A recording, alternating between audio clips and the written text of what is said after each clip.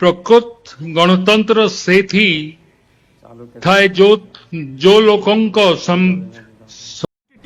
अबे जल्दी बोल, कल सुबह पनवेल निकलना है। संविधान रे ग्रामीण स्तर रे मजबूत होई थाए। कौन है ये लोग,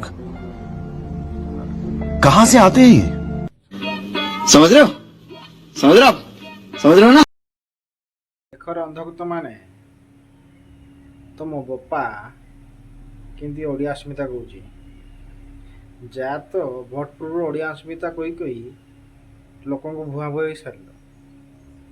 ଏଇନେ ଦେଖ ତମ ନେତା ଖଣ୍ଡିଏ ଓଡ଼ିଆ କହିପାରୁନି ଶଳା। ଧିକ୍ ତା ହେଇଛି କ'ଣ ନା ଉପମୁଖ୍ୟମନ୍ତ୍ରୀ।